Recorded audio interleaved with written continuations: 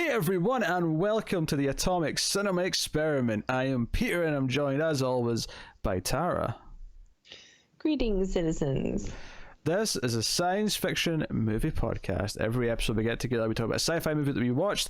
This episode is actually another Patreon vote winner, and this is actually 2 in a row. And we do these monthly. It's just that we left last month to the end of the month, and then this one we're doing right away because this one is kind of ties into Valentine's Day, so we had to try and get it out there as quickly as possible. Now, admittedly, it's only out on Valentine's Day for the patrons who get it a week early. The public get this after Valentine's Day, but you know, it's... Well, they voted for it, so this is their Valentine's Day gift. This is true, that's true. So we had 4 romantic science fiction films up for vote, and the winner was John Carpenter's Starman. We will start spoiler-free, of course, as we always do. We'll give you a warning before we get into the spoilers in the middle.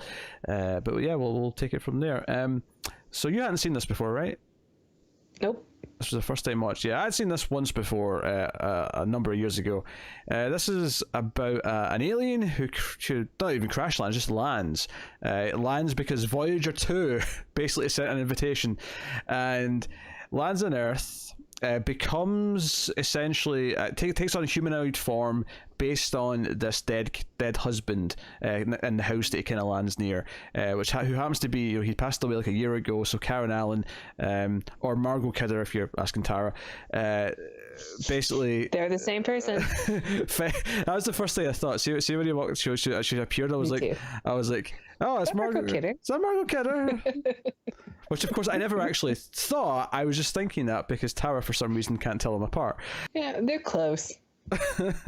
So, me thinking that Amy Adams and Isla Fisher were the same person for years, I think has got far more merit to it than your mix-up with these two. I never got. I always thought that they looked so different and had different personality, and I think I would never mix those two up. I think for the first while, though, I didn't see either of them that often, and they were spread far enough apart that every time I saw one, I just assumed it was the same one again. Because eventually Amy Adams was a big actress, was in a lot of movies, frequently. And at that point, okay, that's Amy Adams, and it was very clear the other one wasn't Amy Adams. But anyway, so basically he takes the form of this dead husband, kind of kidnaps her because he has to get to a different state in the US. They have to go cross-country drive so that he can get to the rendezvous point where his mothership, or whatever you want to call it, is going to pick him up. So it's a road movie, and this poor woman has been taken for this ride with a man who looks like her dead husband but is actually an alien played by Jeff Bridges. So that is the premise of Starman, and as much as I didn't say anything there about it, we did say it was a romance vote, so naturally there's going to be a little romancing happening as the movie goes on. So we'll get to that. Mostly in spoilers, admittedly. But yes, so Tara, what did you think of Starman? I thought it was fine. It was okay. I think I was expecting to like this a lot more than I did. But it's not a bad movie. It's just okay. The romance is a little awkward, but it's not like they don't have chemistry. I think Margot Kidder gives a really great performance. Karen Allen, just she's did it intentionally. I'm making sure the comments don't yell at us 100 times. Yeah. I think that I don't know. I like watching Jeff Bridges in the movie, but I think he might have been like a little too over the top with his trying to be an alien. That it was just over the line of goofy at points. That's fair. I like the movie a fair bit. It's not perfect. As you say, there's a bit of goofiness to the performance, but I do find it oddly endearing. I think I kind of settle into it. Like it's even watching it a second time now. Like at the start of the movie, it's like, oh, this is a bit much to take. He's really going for this. But by the time the heart of the movie kind of starts to come in and the actual romance starts to play off, and I think one of my favorite things about the movie is that he only understands like basic English. Like he doesn't have a grasp of the language, and he learns different phrases and words from her as the movie goes on, and he asks for definitions, and And I loved it towards the end of the film. And I know this is a spoiler, so I'm going to get specific here. I'm just going to say that when he starts using phrases that you learned earlier, it's actually kind of touching. There's a nice round arc there to it that I really like. It feels like it's a bit of a pat ourselves in the back movie about, like, you know, the value of humanity despite all the dark parts of it. But as the fun, you know, 'cause I would compare this in a lot of ways to the Philadelphia Experiment. And I was thinking about that. Yeah. Another Allen film. Nancy Allen film, yes. But like, I think this is the much better of the two, because I think this one actually has the heart at the center that works, and plus it helps that Jeff Bridges is actually, you know, maybe he's going a bit over the top here, but he is a good actor versus Blandy McBlanderson, who had no charisma or personality from Philadelphia Experiment. He was super bland. Yeah. Nancy Allen had to act like double time. She really did. She really did. If anything, Karen Allen here has an easy time of it. She can just, you know, like, she can almost just coast. It's easy to follow for a young Jeff Bridges. Yeah, Jeff Bridges is putting all that even work if he in. is acting like a bird. I was also thinking of who's the Full Metal Jacket guy in Men in Black. And Men in Black. Yeah. Oh, the villain. You mean Vincent D'Onofrio. D'Onofrio? Yeah, there Vincent you go. D'Onofrio. Yeah, because Vincent D'Onofrio is an alien who's in the shell of a human and trying to act human, but he doesn't quite fit in the skin right, and the way he moves around and stuff. But that's played for comedy, and it's probably the funniest thing ever put on film. But I don't know if I agree with that, but continue. oh, it's up there.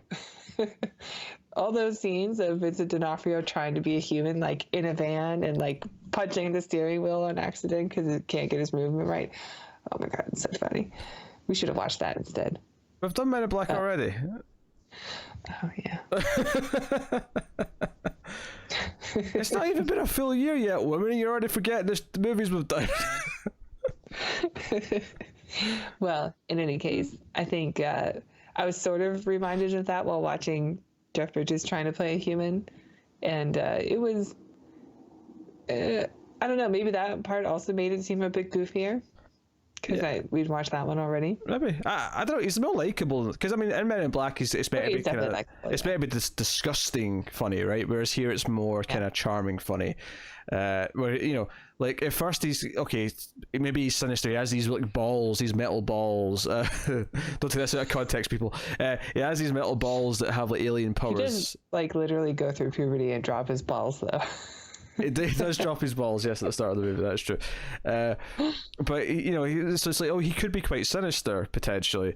But you know, eventually when he starts asking questions about certain things, you see that he just doesn't understand like why humans do this or that, and it actually becomes very endearing because you almost start to feel guilty about like the way we are. It's like, I mean, it's actually kind of sad that he, you know, like has to ask that question, and we have to try and explain to him why we do this or why we do that. And some of it's just kind of funny, you know, like, you know, no, you eat the dessert first, and he's like, why? Just cause. That's how it's done. We don't have an answer. I mean, and in the defense of it, I do actually think there is a reason for it, but like she doesn't know it, so it's fine. Yeah, I mean, sweet stuff. They order like chocolate malts and apple pie and burgers and fries. Like the whole food, everything's dessert. Like it's all junk food. Pretty much. Yeah. I think as someone who has a bit of a sweet tooth and always has, I always have it after I eat proper food. Like, you know, so dessert I think naturally comes afterwards, because I think anyone who does have a sweet tooth tends to like it after they've eaten something else. I always want it after I eat onions. Onions make me want to have a sweet thing after. Some of the onions. Yeah, to balance out the stench of onion in your mouth. Maybe. I can see that. There's especially if they're raw, they have like a really strong flavor to them. So maybe that's why. But I always want onions. Always give me the sweet tooth that I can't escape. But yeah, so I like Jeff Bridges, I like Karen Allen, I like the music, I like the main themes, a classic. Are you disappointed that it wasn't Carpenter doing the music? I mean, when I saw the name, I was like, oh, it's not Carpenter. But Yeah. honestly, the main theme sounds kind of Carpenter-esque anyway. So A little bit. I was thinking that too. yeah, it's almost like he didn't have time, so he's like, hey, just, do something that sounds like I did it. And just go with it. Or like, I have an idea. We can use this, but like expand on it. Make it yours. It wouldn't surprise me if he walked out of the room with the editor, the music composer, and said, okay, I've got this tune in my head, played it in the keyboard, quickly said, okay, use that and do whatever what you want with it, and just walk back out. Yeah. It's really not, I mean, I don't know a lot of Carpenter films, but this is like the least Carpenter film I've ever seen. Oh yeah, this is because it's not a horror movie, it's not a thriller, it's not a tense, film. There's like 1 3-second scene where I'm like, this is borderline Carpenter, and then like, no, nothing else. I think he just wanted to do something different, and I think he pulls off a reasonable job, because I think this works much better in the Philadelphia Experiment, as we said, where, well, that was time travelers and whatnot. The idea of the road trip and like the sort of people who don't, the man and the woman who don't know each other, kind of, bonding and becoming something. Yeah, fish out of water. Yeah, fish out of water is there as well. Even more extreme in this one. There's also a lot of similarities to E.T. Sure, and that this came after E.T., of course. So I mean that probably isn't an accident. Yeah. Yeah, I don't think so. Whereas Philadelphia Experiment, I think any parallels are completely coincidence. I would imagine. If anything, it was Philadelphia Experiment that probably stole from this. Well, when did that come out? Let me look it up. I can't remember. They were close. They were within a couple of years of each other, I'm sure. Because this is 1984. I'm fairly certain Philadelphia Experiment was a little bit later. But maybe I'm misremembering this. So no, I like the film quite a bit. I think it's got a lot of heart. I think it does have faults. It's definitely not Carpenter's best, but any stretch of the imagination. But I do like it more than some of the other ones that people do. It's the same year, 84. The same year. Okay, so yeah, any parallels I have to imagine are completely coincidental. Yeah, I think it's okay. Like I certainly wasn't bored watching it or anything like that, and the chemistry works a lot better. I couldn't help but compare it to the other films that we were talking about, and I just I don't know. I just didn't like. I see what they're going for, but like I didn't get a lot of emotional reaction to any of it. It was like, oh, I hope they make it. There was a couple of good scenes, and a lot of I think the villain is just terrible, to be honest. The what? Mr. Bob Evil. Oh yeah, I mean, guy. he's barely in it. I mean, yeah, he's just like super cliche. Yeah, he's got like 4 scenes, and he's just there to yell at the other dude who's more sympathetic. Yeah, like, I represent the worst of humanity. Yeah, that part is what it is. I think. It works enough for me where there's moments where she has to decide for the first time to actually choose to go with him rather than be there because she's been kind of taken by force. Even though I believe her, like I believe her motivations and stuff, and sure. It would be very conflicting to be kidnapped by someone who is taken on the form of your ex-husband that you're still grieving over, or your ex-husband, your dead husband that you're still mourning for. Yeah, well, I'm sure if the husband was still alive, she would assume it was just him and wonder why he was acting so weird. So the fact that he's dead is really important, I think, for her to believe that this is some sort of alien entity. That and the various power sort of moments that he shows. But I think like when he becomes sympathetic and I mean, we'll get into the spoilers, kind of the actual beats of it, but like there's a point where she kind of sees him as more innocent and then sees him as someone who needs help rather than someone who's taken, because when he does take her, he kind of like says, take me here, but he never actually threatens her or anything like that. He's just limited on the amount of words that he knows. Yeah, so she takes what he's saying as threatening, but he's not actually saying that he'll hurt her or anything like that. He's not saying, I demand you do this. He's just saying, drive here, and just takes her. So it's, and she's just scared. So and there is obviously the murkiness of like, okay, this is a romance story where the male in the relationship is the body of her dead husband. There is definitely a kind of a weird thing there. Like on the one hand, you're like, okay, well, she gets to kind of have this like almost last goodbye with her dead husband in a weird, even though it's not really him. But she's also fallen for this new being who's looking like her dead husband. There's definitely a weird confliction there. Yeah. You know, imagine you're in love with someone and then they die, and then you meet someone who looks exactly like them. Like, I almost feel that would be like a negative. You'd be like, "No, that's just too weird." Yeah, or like the Black Mirror episode where the woman's grieving her dead Donald Gleason, and then he just shows up as a robot. Yeah. Where there's no closure. There can't be closure so long as there's something always there reminding you of him. Yeah. And again, it's not like malice on his part. The whole reason why he takes the human form is so he doesn't freak people out. He wants them to feel comfortable around him. So again, the intention is very good. Like everything he does is well intentioned. Because there's definitely some moments that could come across as creepy if this was like someone who knew what they were doing. But everything's innocent. Everything's this pure naivety. Naivete. Thank you. That's what I'm trying to say. But like everything that he does that could be creepy in any other context come across as like, no, it's like a child who doesn't understand very much what this is. So you're always kind of like thinking, oh, this is kind of sweet. Like it never comes across as anything other than that once you get to know him. And right. And you can see how things are misinterpreted. And, Yeah.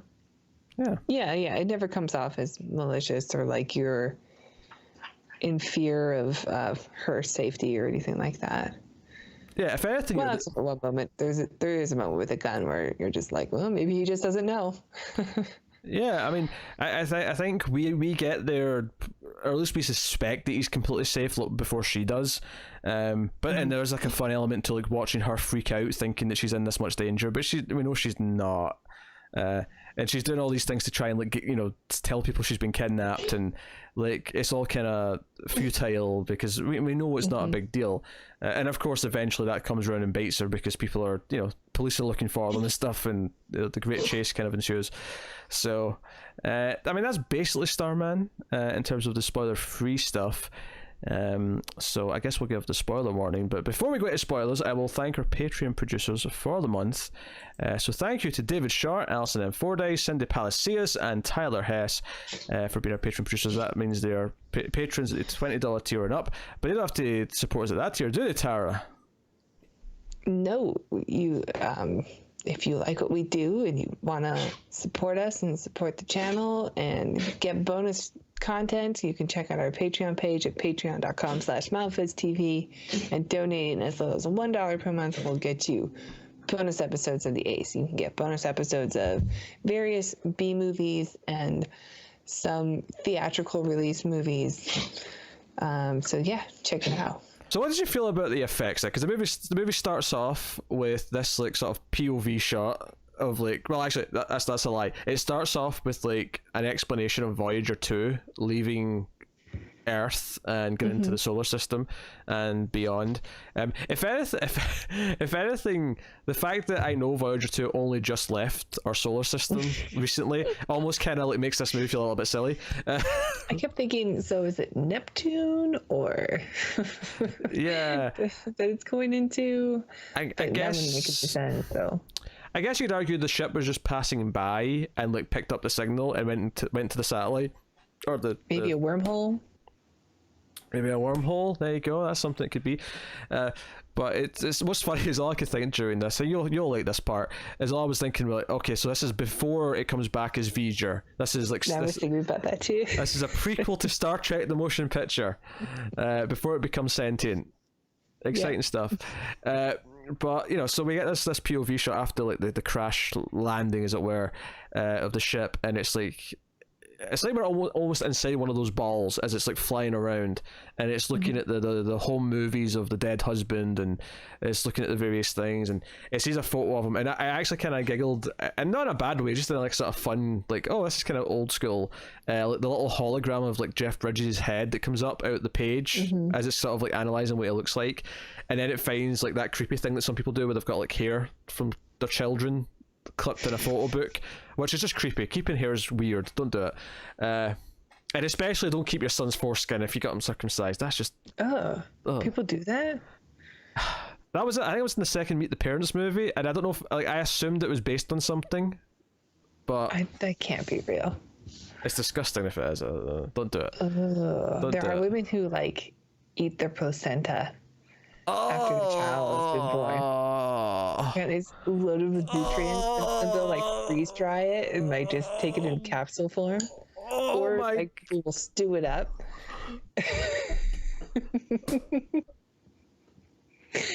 God, humans, we're fucking weird. I'm not supposed to swear. Oh, I would rather eat a lot of things more than eat that. Like a lot of things. Yep. Oh, what have you done to me? Stop it. Oh, Jesus Christ. Yeah, I'm not for it. I don't even eat cows or chicken or fish. I'm not going to eat human placenta. Okay, here's a question. So someone slaps a burger in front of you, like a proper burger, right? And then the other plate, they slap some placenta, right, from some donor who has consented to giving you the placenta. So you're choosing between consent-given placenta or burger from a cow that had no say in its demise. Are you taking the hit and eating the cow burger? No. If you're forced to eat one, obviously I'm not saying you can just walk out. I'm saying if you're forced, you know. Of course, yeah. If this is the either or, I'd have to go with the consent. The one that had no cruelty involved. No, that's my ethics. No. You can let your ethics. You can let your ethics slip for like a minute just to get out of this situation. Would you eat cow placenta? Look, I just gave up beef, right? So you don't get to give me the guilt trip, right? The beef. What are you giving me? This ultimatum for two impossible things. What do you mean two impossible things? The burger's not impossible. You go get a burger right going there. to feed me placenta burger. Hold a gun to my head and say, choose or die. The point I was trying to make is that there's some things so disgusting that you would rather just cheat being a vegan for like a minute, just instead of eating the disgusting thing. No, I'm a good person. No, you have a line. There is a line. And you know there's a line. We can find that line if we try hard. We don't have time today, but we could find that line as possible. I don't like where this is going. I mean, okay. In survival situations, I don't think those are just hypotheticals. Like, no. Okay. I don't like those questions. All right. But I'm gonna stick to my ethics as long as I can. You know. You're the one who brought up placenta. This is on you. I don't think so. You brought placenta to the table. I don't think that was me. It was you. That doesn't sound like me. We haven't talked about babies and pregnancies yet, and you're already at placenta. So I'm scared to think what you're going to bring up when we actually get there. God, peanut butter and placenta. All right. Yum yum. Oh, now you bring your catchphrase back. Now's the time to bring that back. Okay, let's continue. So we get a strand of hair. He takes the DNA from the hair. I say he. I mean, there might not even be a gender in this equation. You know, it's a being of, I don't know, species of the planet, and essentially becomes a baby. So Karen Allen wakes up after drunkenly watching home movies of her dead husband, which is which is exactly what people in movies do when they've got a dead loved one, is they watch home movies of the dead loved one. That's how we know. Well, the wine part seemed real. Well, because it made me a Time Cop. Remember in Time Cop when he's watching the home movie about building the house or whatever it is? Is it the crib? These home videos look a lot more real than those did. that's true. Yeah, but that was the future, so that was like. That's true. Yeah, so. But she comes out of the living room and it's like a baby, and then it grows really quickly, and then it's like adolescent size, and it grows and it grows. You're asking me about the effects. I really like the effect of the baby growing into like a kid, and then that starting to grow. But then it cuts to like a head thing where the head's like expanding, and that doesn't hold up. But the other, like the baby growing stuff did. I liked it. Yeah. That was the a little bit Carpenter here. And of course, Karen Allen faints when she sees eventually turn around, and it's her dead husband who's just went through the entire life cycle of a human being in front of her eyes.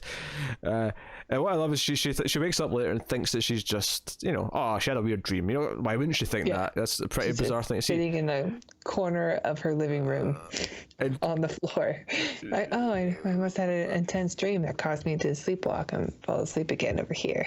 And she walks around the corner, and outside the window is just naked Jeff Bridges, sort of holding like a sort of like Buddha pose, and his hair's all sticking up, and there's like light coming from these balls that he's got. And he's just got this little weird grin in his face as he's like communicating, I think, with the mothership or whatever he's doing. Yeah, so he has these like metal marble things that glow, and they seem to be like whatever he needs them to be. And they're tools, seemingly. Like they can. Yeah, but they do like different things. Like they do whatever they want, whatever he needs them to do. I assumed there was a different one for each thing we see, so because he's got like a handful of them. Yeah. So I assumed there was like a healing one, turn things on fire one, and then that was the main two we saw. Okay. I thought they were just all the same, and it's just like whatever he needs them to do, so long as they're capable of doing that thing, he can do it, but it's just a one-time use. Well, they look the same to I mean, maybe right, maybe they are one-time use, but they look the same to us, but maybe he can tell the difference, because he can also tap electronic devices. He can tap TVs to change the channel and stuff, so maybe the way he communicates with these balls is kind of through that, the way that he can control other electrical devices. So he just knows what they are. He definitely like holds on to one and like delivers a message about how, we thought this place was friendly, but they're hostile, and because he didn't crash, he was shot down like the second he entered the atmosphere. And as the scientist points out later, we actually kind of invited them and immediately shot him down as soon as he arrived, and then I've been chasing him and trying to put him on an autopsy table as quickly as possible. Dear. Yes. So basically she wakes up, gets scared, grabs a gun, he kind of like takes the gun from her, and it's the whole thing. You know what I just realized? Voyager 2 with the gold record, it's not really a representation of humanity, it's more what we wished humanity was. And it's kind of like a Facebook profile or like an Instagram version of us, like, oh, isn't our life perfect? Aww. And that's Tara's Instagram photo, her display photo there that was on screen. So photogenic. It always works out. Yeah, that's what it is. This is our profile of of Earth, and not really what Earth is. Oh, damn it. Oh, so we're having a freezing night today. What's going on here? No, it's been a while. What trick do you use to stop it from doing that?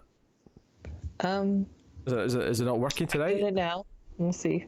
Okay. So, so they go start the road trip, and he sort of brings up a map and says, I need to get here, and there's no labels or anything, and it's kind of like not, it's like, it looks like the US, but it's not like laid out the same way, so she kind of has to roughly gauge that it's maybe Arizona that he's trying to go to.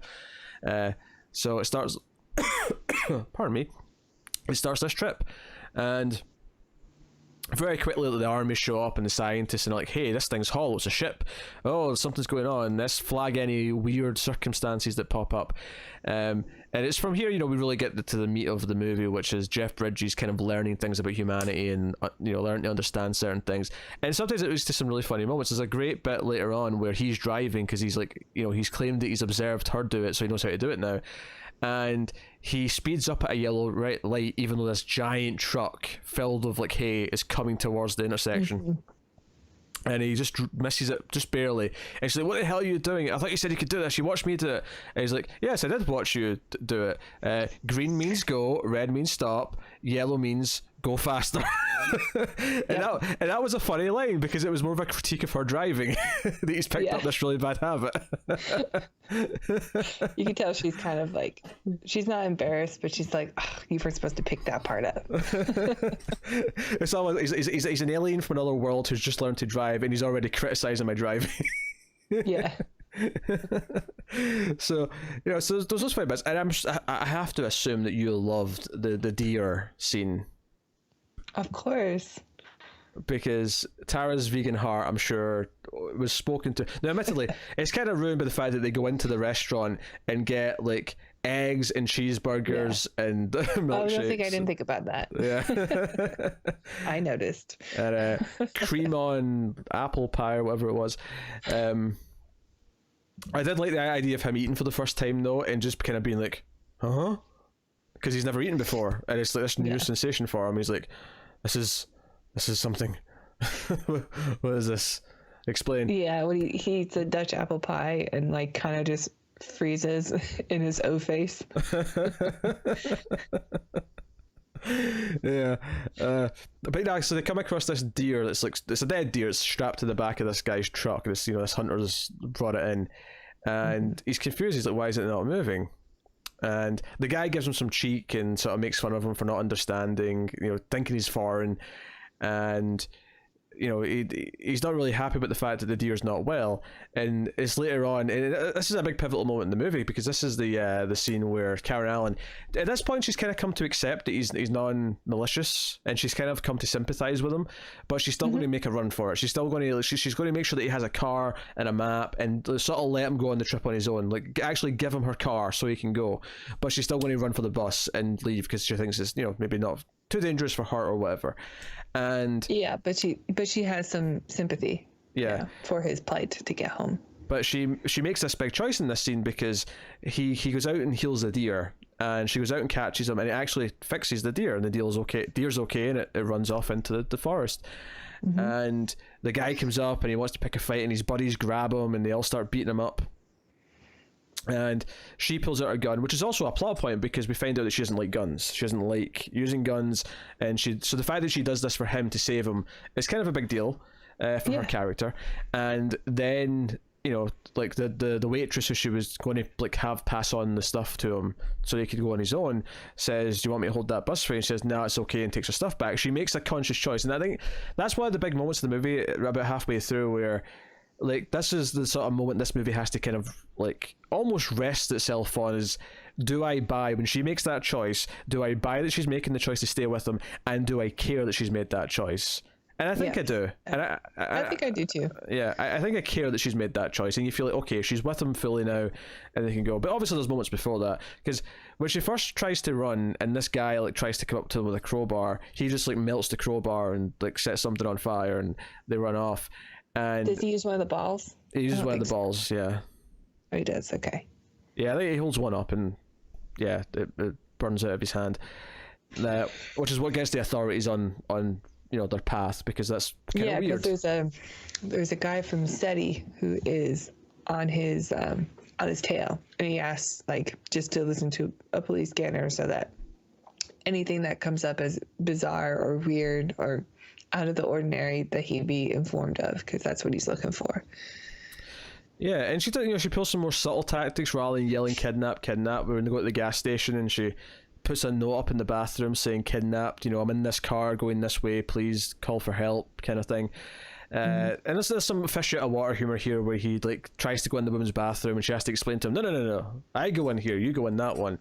And there's this kind of weird joke here where this like dude with a mustache is kind of like, having to wait on the woman, eh? Yes, I can relate to that. And he just says gas, because that's all he's heard about why they're stopping here, because they need gas. And she's like, "Oh, I can relate to that," and he kind of goes in. But then he follows him into the bathroom, and he like there's like a sort of like weird gay joke here where the guy's like, "Oh, there's always one," and flips him off, which is how he learns how to flip people Trucker off. humor. I guess. I mean, Truck stop humor. Truck stop humor, yes. It's a whole genre of humor. Actually, speaking of places to stop, the diner they're in towards the end, when they get the cherry pie, but when they meet up with the scientist dude, did you notice the shape of that building? No. It was actually shaped like the top of like a chicken or something like that, or a turkey. It was like a dome, but it had like a red sort of spiky bit, as if it was the hair of the cockerel or whatever. I thought, wasn't it like an Indian reservation design or something? Oh, I thought it was meant to be animal design. Oh, I thought I saw like a teepee and stuff. Like they were. Maybe you're right. So in Arizona, so that is like a thing there. It was a really like elaborate looking building for what was essentially a diner on a highway. Oh, I thought they were going for like a Native American.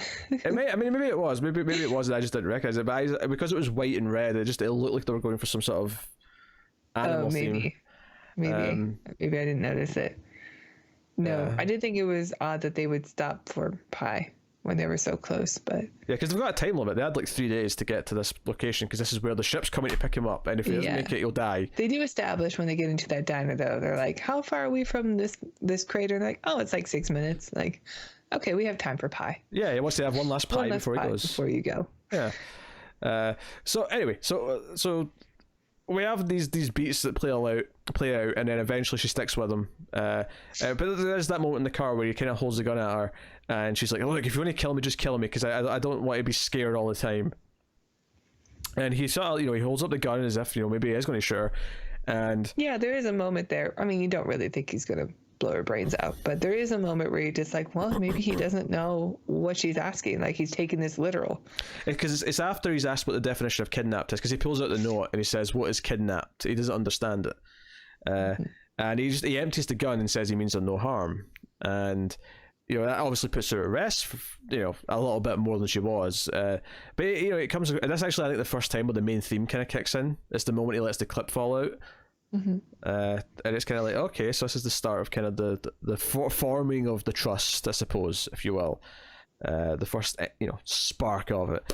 And yeah, so after she does kind of decide to stick with him, and there's a lot of dialogue about where he's from, and like him asking her questions about how she met her husband and their honeymoon and why he wears red. And one of my favorite lines actually early on is when she says she's a little bit jumpy, and he's like, okay, what do you mean a little bit jumpy? And she's like, okay, so this means a little, just she has a little finger sign, and it says, and jumpy means tense or scared or afraid. And it said later in the same scene, she says, "Why do you look like," I think Scott's the dead husband's name, and he says, "To make you not a little bit jumpy." And it's such a genuine response. It feels really sweet because he's just used the exact words that she's taught him and put it back in those terms. And I thought that really worked because it's consistent throughout the whole film too. Yeah, because one of my favorite. He only really uses phrases that he's learned while during these 3 days on Earth. And it never comes out. Obviously, there's a couple of times where it's played for laughs because you'll say the gas line or you'll say something else or flip someone off. Yeah. And do you know what? The flipping him off, do you know what that is oddly very similar to?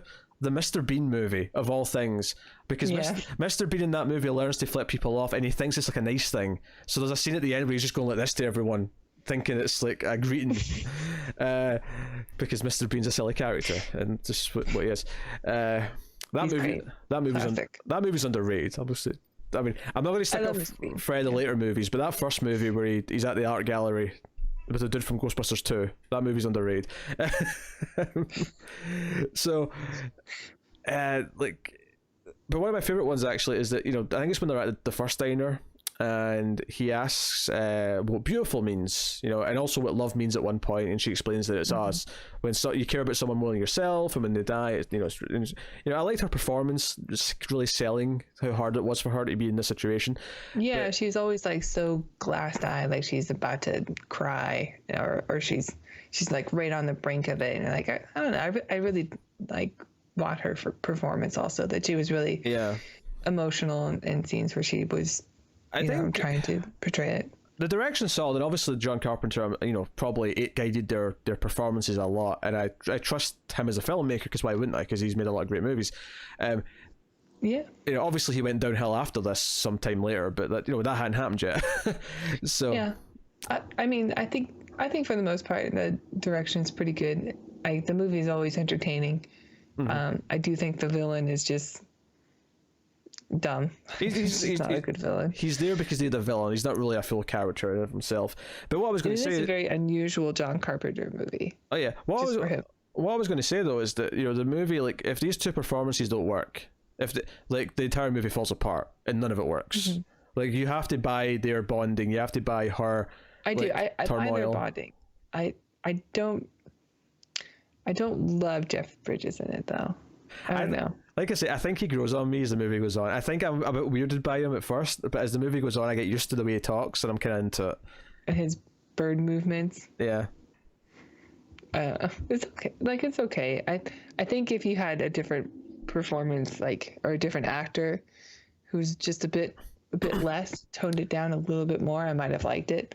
I heard that both Kevin Bacon was offered the role, and then Tom Cruise was in talks to do it, but then he did Legend with Ridley Scott instead. It was in the IMDb trivia. What is wrong, Jenny Hayden? He always said her full name. That was the other thing he did. He always said her full name. But yeah, the big one I was getting to though is that he learns the word beautiful, and she sort of describes it's better than terrific. It's just more than that. It's it's this deep thing. Better than Dutch apple pie. And he's like, what? Nothing's better than Dutch apple pie. He discovers what's better than Dutch apple pie later in the movie when things get a bit raunchy. But It's a family show. no, it's not. No, it's not. Also, for the record, I don't like apple pie, so I mean everything's better than apple pie to me. But it's neither. How do you not like apple pie? I don't It's like like apple not pie. like eating peanut butter and jelly. It's the most neutral of pies. I love apples. I do not like apple pie. That's so weird. They're so mushy. I don't like how mushy they are. Apples have a nice crunch to them. Whatever. Fine. Like, just accept I like apple pie. Well, I have apple pie for breakfast. I've decided. In protest, I'm gonna eat it. And it's gonna be delicious. Is it a dessert? When it's with coffee, it's breakfast. This is such an American thing. Do you know what? The one thing I'd love about being American is that it's acceptable to have donuts for breakfast. Because here, no, it's not acceptable. Donuts are a dessert. Donuts are something you have as a treat because they're fatty and sugary. It's paired with coffee. It's now a breakfast pastry with coffee. Yeah. I had a donut today actually. I took a hankering for a donut, so I got one donut. I got one just sugar donut, nothing fancy, no extravagant icing, and I won't feel too bad about it. But I had a donut, and it was like I had one a few days ago. It was the nectar of the gods. That's what it felt, because it'd been a while, and I was like, oh my god, this sugar hit. Do you get maple donut where you are? I could That's probably. the king of the donuts. I think I can try it. Well, there's a Timothy Hortons nearby, so I feel like I could probably go in there and get Do you them. have Tim Hortons? Oh, we have a Tim Hortons. Oh, I thought that was just a Canadian thing. I think it was for a while, but the one opened a couple of years ago, so it's there. Well, maple donut is king. They're opening a Taco Bell, but I've given up cheese and I just gave up beef, so it's basically written off anything I could probably get from Taco Bell. I mean, beans. I'll walk in. I order from Taco Bell all the time. I don't eat cheese or beef. Hey, what's the point? It's one of the safest places I can go to. I've never been. You gotta check it out. Just get beans. I've never been. Bean tacos. I've never been to Tim Hortons either. I hear the desserts are great. You gotta get a maple donut from Tim Hortons. This is bad. I'm seriously considering going to Tim Hortons in the next couple of days and getting. Maybe I'll get myself a Valentine's treat. I'll go to Tim Hortons and get myself a nice big donut or cake or something. I don't know. Go for it. You deserve it. Thank you. I do deserve it. You're right. So I where could are get we? myself for Valentine's Day. Maybe some cute shoes. That'd be good. You deserve it, Tara. Thanks. I already ordered them, actually. Anyway, where are we? So yes, anyway, I'll finally get to what the word beautiful comes back, because I'll try to get to when the word beautiful comes back, and it's amazing. So Well, you were thinking about beautiful donuts. donuts are great. What's not to love about donut? They're soft, they're fluffy. Get back to it. Poor Starman never got to try a donut. So yes, the word beautiful pops back in towards the end of the movie when they're at the diner and the scientist man catches up with them. And he comes in and he's a bit hesitant because he sees the autopsy room at one point, and when he's talking about the Voyager, the Voyager 2, I almost said Voyager 2. Damn Star Trek. And he clearly looks guilty. He's like, we invited him, we shot him down, we're going to do these bad things to him. He's clearly conflicted and doesn't want to follow the orders that the general or whoever it is given him. And he comes to talk to him and he wants to ask, because he's a scientist, right? He's someone who wants to ask questions. He wants to know about his life and who he is and blah blah blah blah.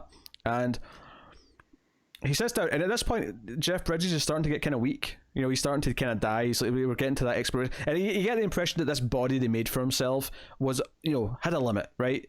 It was only going to last so long, and it's starting to deteriorate. Because she wants him to stay. Of course she does, and then she wants to go with him. We skipped over the part where they like. I'm going to go back to that. I'm going to get back to that, right? I wanted to mention the beautiful thing, because he's talking about this place and how, you know, it's so primitive, because that's the sort of running things throughout it, is he keeps talking about how primitive things are. You know, I understand procreation as you understand it in this time. Is like, what do you mean in this? What are you talking about? It's like, and, you know, he was, you know, because even the scientist says that, oh, like this technology he's got, it's like 100,000 years in the future of where we are. We are so far behind the civilization, whoever they are, and he but he says, would you want to know what's beautiful about the people here?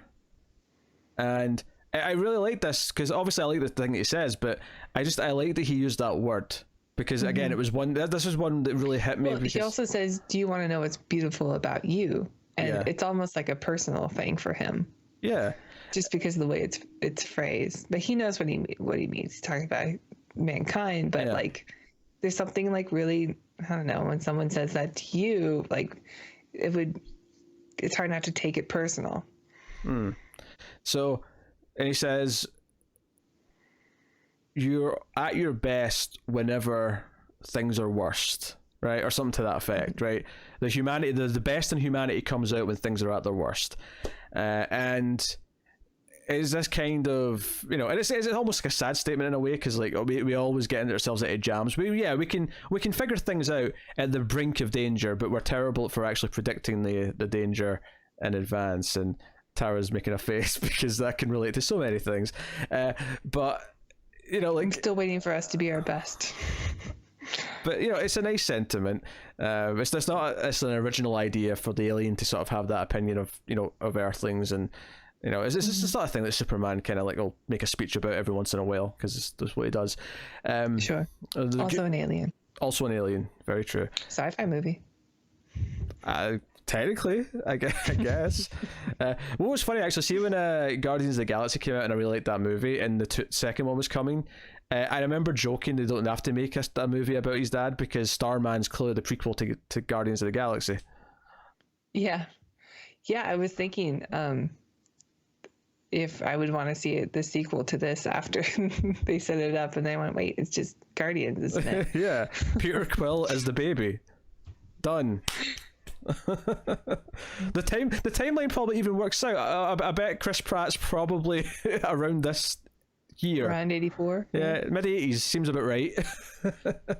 Maybe a little bit older, I don't know, but like that seems about right. Perfect, it's done. Just retcon it into the Marvel universe. Love it. And then get Karen Allen in for a cameo. Hey, she's still around. She is.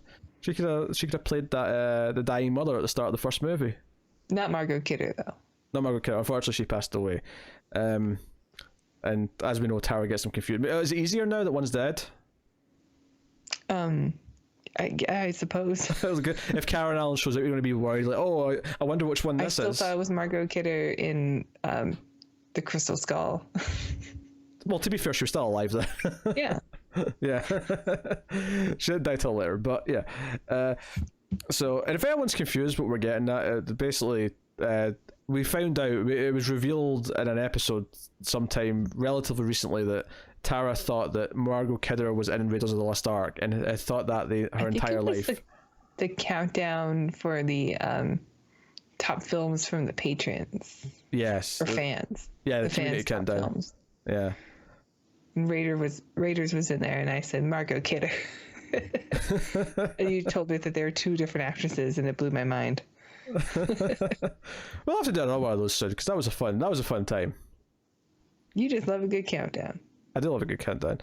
I won't do it now because we're still doing the top 50 in a decade. That's still coming out at a reasonable pace.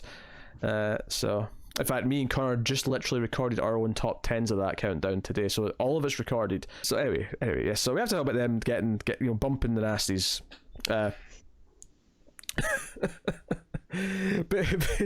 So basically, so they're getting sort of more attracted to each other as the movie goes on. There's a moment where they're in like a motel, and he's watching the TV, and there's, you know, like a kissing scene happening, and he goes over and tries to kiss her. She's asleep, and this is one of those moments that From Here to Eternity that comes on. I think so, yeah. And this was one of those moments where I said that, like, this would be almost in any other context, this would be really creepy, like him going up to kiss her when she's asleep, right? But because he's got his hat on, he can't quite get it right. Yeah, but because he's completely innocent, he doesn't understand this is something that, like, you know, this is where the childlike innocence kind of comes into it, where he doesn't understand what he's doing, so you never feel like it's malicious or anything like that. It's right. Purely just this kind of innocent thing that he's trying to do, and you know, later they have their big thing, because obviously because they get separated at one point, and this is because there's a whole thing here where they you know, like, the cops find them, and it's these like dirty cops who want to like almost force them into a position where they're going to start shooting at them, and they end up in a car chase where Karen Allen gets shot. The cop shoots her with a shotgun, and we've already seen him kill the deer at this point, so okay, he's probably going to, you know, do his thing. I do actually love the setting. This is one of two movies that I can think of where there's a scene set in like half of a house that's on a truck. Yeah. Do you know what the other one is? Arrested Development. No, I was thinking of a movie. I'm not thinking of a TV show. Oh, it is an Arrested Development though. That's fair. That you're quite right. But no, I'm thinking of an action movie. There's a fight scene in a half truck like this, or half house on a truck like this. I'm pretty sure it's Lethal Weapon 3 or 4. Okay. I can't remember which one it is, but it's 3 or 4. One of them's got like a truck like this in it. And it's like a whole fight scene. I think it's. Is that why you were asking me if I knew, because you forgot which one? Yeah, let's go with that. Yeah, let's go with that. That makes it sound like I'm not an idiot. So that's where they're hiding when he's like healing her. But he abandons her. He leaves her. And goes off. Yeah, he heals her and then he takes off. He drops her off at a diner in a half double wide. Yes, because he goes with the cook, who's he's hitchhiking with, and that's like, you know, riveting conversation that he's getting out of him. And she sort of is in hot pursuit. She gets like some random guy to give her a lift to chase after him in some old school car that, you know, this guy's clearly an enthusiast and likes having this little hot rod thing. That's a pretty silly scene where she's like in the diner and she's like, I need to go west. I need to go west right now. And some kid's just like, I'll take you. And he's got like this crazy hot rod and he's acne covered.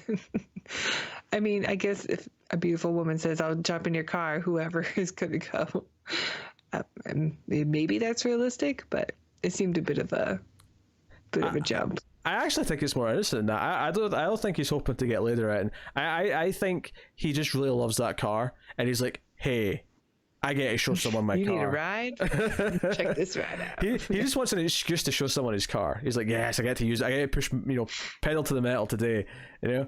I guess so. He does a lot for her, though. He does. He actually agrees to causing a distraction for the cops by like throwing like a kerosene tank into the desert. Yeah, it's like the ultimate Molotov cocktail. And then drives off, and the cops chase him. I'm like, man, he really did a lot for her. He's going to spend a night in jail probably for that, at least. Yeah. So, you know, that's what it is. But, you know, she catches up with them, and they grabs her, and they end up like hitchhiking for a bit. And this is where he finds out that she can't have babies. They wanted to have kids, but she can't. And then they get in a train, and I actually really like this plot beat. They sort of like jump on like a train, the old freight train kind of like movie cliche of like jumping on the train for the free travel, and like they actually overshoot Arizona and end up in Vegas, and they're like, shit. I actually really like that, because like it's not like they went to a train station and got like a timetable. Like, no, they jumped on a random train. I like that they didn't end up exactly where they meant to go. Yeah, that was going in the general direction. Yeah, it was going west, sure, but like not a maybe foolproof if they plan. were bumping uglies, they would have paid attention. Yeah, well, that hadn't happened yet. That happened after Vegas, right? Nope. Was that on the train? It happens in the train. Oh, you're right. It happens on the train. You're right. Yeah, because they're having a romantic. Because she's like, "Oh, you get all those wet clothes, you get hypothermia," and then and he's like, "Let me take your clothes off, dude." Yeah, and then she just sort of stares at him, and then They go for a kiss. And Joe is so weird about this. He's kind of like, even though he's an intelligent being, arguably much more intelligent than like human beings are anyway. So it's not quite like she's having sex with a newborn. But at the same time, the way his old face at the end of the sex scene is so like, it's kind of like when he ate the pie for the first time. It's like this. Oh, like, oh. Is it a little like Tom Hanks in Big Weird? Yeah, it's kind of like that. It's a little bit like that, where it's like, oh, what's this? Because you kind of get the impression that up until this point he's been having feelings for her, but he doesn't really quite know how to process them or understand what his body's doing. Like, see if this, it's a little like under the skin, where it's just it's an alien who's just like, well, I don't know. This body is like making me feel things, so I'm just gonna go with it. I was not expecting a legit comparison between this and Under the Skin, but I suppose there are some parallels, even though the tone and the is very different. Very different, yes. Very different. I think there are. I think there's a little Starman influence in Under the Skin. I'll accept that. I'll accept that. Audience, you decide. But no, see if this movie was made today, right? I guarantee that the hack director that would be making it today would have a scene where he gets a boner. You know, there'd be a scene where he just turns around and she sort of notices his tent pole in it. We almost saw some peen. It was really, really close. Yeah, Tara had the graph out. He was naked outside. She had the graph out. She was keeping track and like, only. It's like, if it was just a little lower. Just 15 more. You could see like the muscle that goes over the pelvic bone. It was really close. Yeah, I had to get my Excel spreadsheet open, and then we didn't see anything, so I didn't say anything. Tara calculated only 15 more degrees of a turn until penis. Only 15 more degrees. Just didn't quite make it. Yeah, so close. So the sex is a little bit weird, but I mean at the same time you get why she's enthralled with him, because she's kind of taking care of him, and it's also her dead husband, and then from his perspective he's just like enamored with her, and he feels all these things that he's never felt before, and you know, he says early on that he feels whatever his body feels, and he says it with a bit of a pause, and you go, oh, they're gonna do it sometime later in this movie. Yeah, and like right after he feels hunger, you know. In fact, this next little bit reminded me of Species, of all things, also an alien style movie. All these movies that we're being reminded of, which and all of them came later, which is notable. They all came later, but when he said right away, "Oh, I just gave you a baby."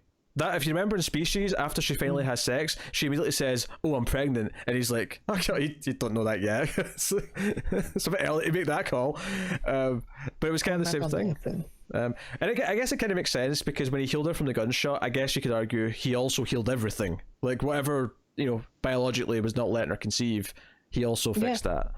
I actually, that did cross my mind when I was watching it. Yeah, so he's like, "Yeah, you got a baby, but if you don't want the baby, I mean, I can take care of it right now." Yeah, all the pro-life people are protesting outside the train. But of course she wants the baby, and it becomes, you know, they get to that diner, and you know he said to her that, you know, that like he can't stay, it's not possible. She can't go with him because she would die where he's going. She wouldn't be able to live there. So she's very upset because she's never going to see him again. And we get like a sort of car chase on the way to the crater. All the cops are in pursuit. The helicopters show up, and they're climbing out the crater. And eventually the movie ends with a big ship sort of comes overhead. Looks like a moon. Yes, it's basically just a big version of the ball. Mm-hmm. It's one of those little balls, but just huge. But it's got like a ring around it as well. And the sort of this beam of light comes down, and the music plays, and he's like telling me again how to say goodbye. That's the other thing. At one point, she's mad at him for running off without her, and says, "You didn't even say goodbye." And he's like, "What is goodbye?" And she has to explain, "So it's when you show that you care, and that you're going to miss them, and that they're important to you." So he says, "Explain to me again how to say goodbye." And you know, I think the piece, I think it's well written. I think all the actual, the way the character says things, all of it makes sense to me, and all of it really, I think, works and pays off. And I love that the final shot is just her looking up into the sky as he's leaving. It doesn't do anything after, because it'd be so easy to have like a scene where the bad guy comes down and like says, you let him get away, blah, blah, blah, and have her, because we already had kind of the bad guy gets... that does happen, but it happens with the steady guy. Yeah, where he the steady guy gets to the diner where the police have surrounded them before our big baddie who wants to autopsy him. Which was the beautiful scene, and he makes the choice to let them go. He tells the cops these are the people we're looking for, and lets them go, and starts smoking a cigar. And there is actually a comedy beat that really worked for me here, where she goes up and gives him a kiss and thanks him, and then Starman follows and gives him a kiss and thanks him too.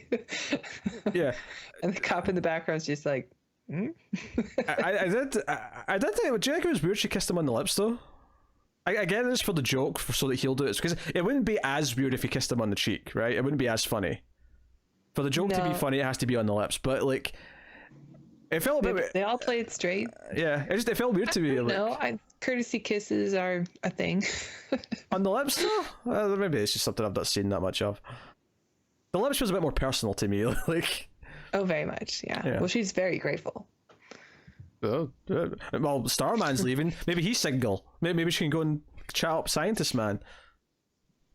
She's a daddy now. I'm sure he'd be down for that. Yeah, he'd probably think it's a great. Little lonely in his place earlier. Plus, I bet he would love to raise an alien baby. He would be excited by it. He'd be all into it. And he's gonna grow up to be a teacher. Too bad the pay's gonna suck. He's going to grow up to make $25,000 a year. Oh dear. I'm not laughing at teachers, for the record. I'm laughing at the sad satire of what we're saying, not the actual circumstance. It's very sad. Teachers deserve more than that. Yes. Right. Anyway, so that's basically the movie. There's all these like fish out of water beats throughout that we've kind of we've skipped some of them because they're smaller. I do want to mention at the end of the car chase with the cops, when she gets shot, there's a big cinematic moment where he drives the car into like a tanker and it explodes, but he gets one of his balls ready. That's such a weird sentence. He gets one of his balls ready, and he has this big epic moment where he walks out of the fire carrying her. Do you know what? It's almost a little bit. Poster moment. It's a little bit like Terminator 2 when the T-1000 walks out of the flames. Yeah. So even James Cameron, bit of special effects, blue lighting around him. Mm-hmm. Yeah, a little bit. It doesn't look as good, admittedly, but I mean, it's a nice shot. Him holding her. The main theme, kicks into high gear for the first time. It's a really cool moment, and it's really neat. I agree. I think the movie works really well. I mean, it's not the best movie ever, and obviously it's not at the top of my Carpenter list. I mean, it's not the best, but it's certainly not a bad film. And it's entertaining for the most part. And I feel there's a lot of movies we've done of kind of landed on a 5 or a 6. There's a lot of middling films. I think this is much better than that. I think this is a film that I think works well. I like the characters. I like the story. I actually find myself getting caught up in the heartfelt side of it, and maybe it is a little bit that Superman love. I mentioned Superman earlier, but the way he kind of learns to love humanity a little bit through her maybe makes me think a little bit of the Kents making Clark love humanity, and obviously doesn't stick around and be a hero, but maybe his child will. Maybe his child will inspire and do good things. Maybe. And so on. He seems to be hopeful for humanity for what he's seen, even though they tried to murder him and autopsy him. Yeah. Well, that's the conflict of humanity. There's a lot of shit in it, but there's hope there too. He fell for it. He fell for the Earth Tinder profile. Earth, like, holding a fish and... Yeah. Hiking. I mean, doing a marathon. The cynical view of this movie is that he ate our junk food and got laid and went, you know what, these humans have actually got a few good things going on. Maybe they're not all a lost cause. Yep. If we could all have pie and cream and sex, maybe we'd be happier species, or probably ruin them. Maybe this will ruin. Maybe he'll come back with this idea of like, hey, maybe we should try like putting our dirty bits in each other. Process our food. So all of a sudden, all of his aliens are too obese to travel. But yeah, I have a lot of fun with Starman. I remembered liking it, and I think watching it again, like everything I liked about it still. Anyway, it's got some of that 80s cheese, a little bit of that 80s charm that I like. Yeah. But the heart's there, and I think the script is good. I think, yeah, I think it mostly works. So I guess I'm here to ask you, Tara, what you would rate Starman out of 10. Yeah, it's a fun movie. It's I'm not as into it as you are, I think, but I'm still going to rate it, pretty high because I do think it's a good movie and it's a interesting stranger in a strange land story. It is a little familiar in some of its beats with E.T. Can't help but notice. Alien on Earth trying to get home has a special connection with somebody. It wouldn't surprise me if the pitch for this was it's E.T. but it's a romance rather than but for the ladies. Some good messages in there. I would be curious to see if this was what Kevin Bacon would have looked like in the film. Sure. Just because I it's not that I don't like Jeff Bridges, of course I do. Although lately he's been Rooster Cogburn for the last 15 years, and I don't want him to do that anymore. But that's just who he plays now. In any case, I do still think it's good. So I'm gonna give it a 7. I think it's worth watching. Yeah, no, I think that's fair. I think that's fair. I'm gonna go a little bit higher, I think.